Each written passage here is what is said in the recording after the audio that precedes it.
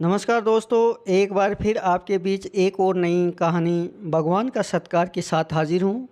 क्या आपने कभी सोचा है कि अगर भगवान खुद आपके घर भोजन करने आए तो क्या करोगे आप? जी हाँ, आज हमारी कहानी इसी पर केंद्रित है। तो चलते हैं कहानी पर। एक गांव में दामोदर नाम का एक गरीब ब्राह्मण रहा करते थे।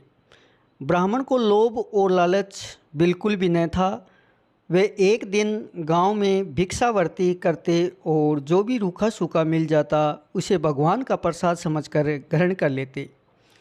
तय समय पर वह उसका विवाह संपन्न हो गया। विवाह के बाद ब्राह्मण ने अपनी स्त्री से कहा कि देखो, अब हम गृहस्थ जीवन में प्रवेश कर रहे हैं और गृहस्थ जीवन में सबसे पहला नियम होता है अतिथि का सत्कार करना, गुरु आज्ञा का पालन करना और भजन कीर्तन करना। मैं चाहे घर में रहूं या न रहूं, लेकिन घर में अगर कोई अतिथि आए तो उनको बड़े अच्छे से अतिथि सत्कार करना चाहिए। चाहे हम भूखे रह जाएं, लेकिन हमारे घर से कोई भूखा न जाए। ब्राह्मण की बात सुनकर ब्राह्मणी ने मुस्कुराकर कहा, अच्छी बात है, मैं इस बात का ध्यान रखूंगी कि आप निश्चित रहे और भजन कीर्तन कर प्रभु भक्ति में ध्यान लगाए।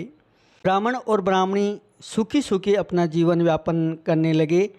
ब्राह्मण रोज़ सुबह अपने घर से भिक्षावर्ती के लिए आसपास के गांव में जाता और जो कुछ मिलता उसे प्रभु इच्छा मानकर ग्रहण कर लेता।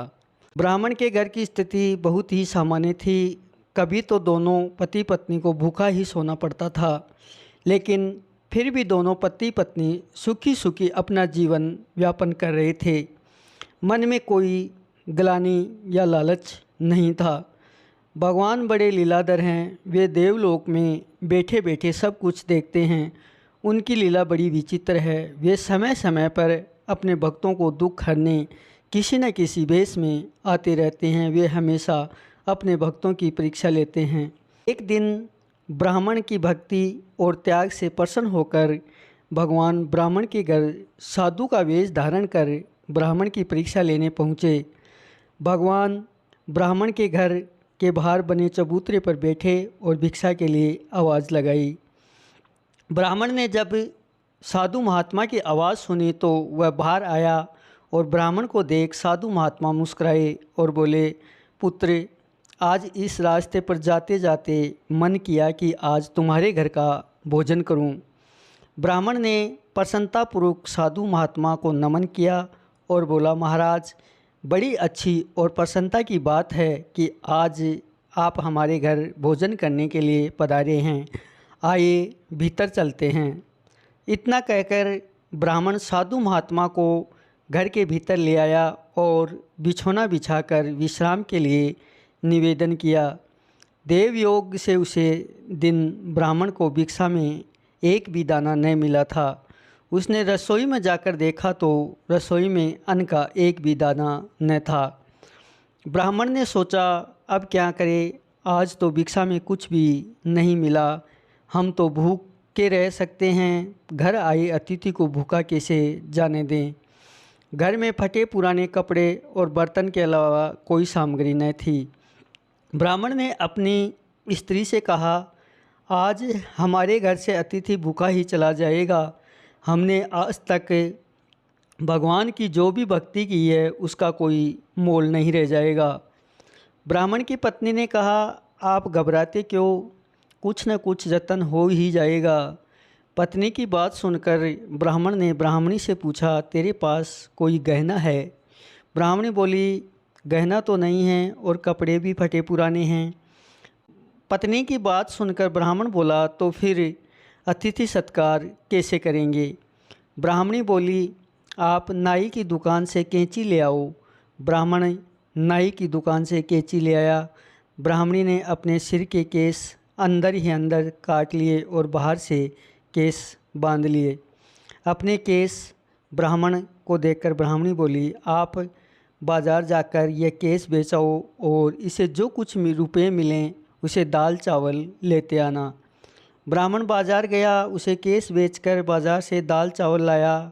दोनों पति पत्नी ने बड़े आदर के साथ साधु महाराज को भोजन करवाया। भोजन कर साधु महात्मा बोले, वत्स, इस भरी दोपहर में अब मैं कहाँ जाऊँगा, इसलिए आज के दिन मैं तुम्हारे यहाँ विश्राम कर लेता हूँ। साधु महाराज की बात सुनकर ब्राह्मण प्रसन्नतापूर्वक कहा, बड़ी अच्छी बात है महाराज, आपकी सेवा का इससे अच्छा अवसर नहीं मिल सकता। इतना कहकर ब्राह्मण साधु महाराज के चारों ओर बैठकर उसके पैर दबाने लगा। अब परेशानी महाराज के शाम के भोजन की थी। ब्राह्मण फिर महाराज के भोजन की चिंता करने लगा। अपने पति को चिंता देख ब्राह्मणी बोली, आप व्यर्थ चिंता न करिए, मैं हूँ ना कुछ हो जाएगा।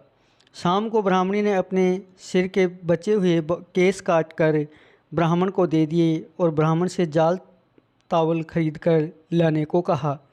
ब्राह्मण बाजार में दाल चावल ले आया। रात्रि में भोजन में दोनों पति पत्नी ने बड़ी ही प्रसन्नता और आदर के साथ साधु महाराज को भोजन करवाया।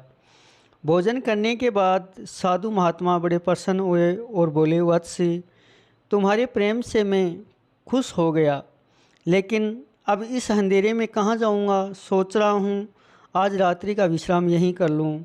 साधु महाराज की बात सुनकर ब्राह्मण बोला, महाराज, जो कुछ भी है सब प्रभु का है, आप निश्चित होकर यहाँ विश्राम कर सकते हैं। मेरा सौभाग्य है कि मुझे आपकी सेवा करने का अवसर प्राप्त हो रहा है। इतना कहकर दोनों पति पत्नी साधु महात्मा के चरणों में बैठ गए। साधु महात्मा के सो जाने के बाद महात्मा के ही दोनों पति पत्नी हो गई। जब दोनों पति पत्नी सो गए तब बाबा जी जाग बैठे और उन्होंने ब्राह्मण को आशीर्वाद दिया कि तुम्हारे सारे दुख दर्द दूर हो जाएं, तुम्हारी पत्नी के केस भी लौट आएँ और धन धान्य से घर भर जाए। इतना कहकर साधु महात्मा अंतर्ध्यान हो गया। सुबह जब ब्राह्मण और उसकी पत्नी उठे तो उन्होंने देखा कि उसके कपड़े ठीक हो गए हैं, ब्राह्मणी के केस वापस आ गए हैं, लेकिन साधु महात्मा कहीं दिखाई नहीं दे रहे। उन्हें सोचा हो न हो कोई न पहुँचे साधु महात्मा थे जो हमें आशीर्वाद स्वरूप ये सब दे गए।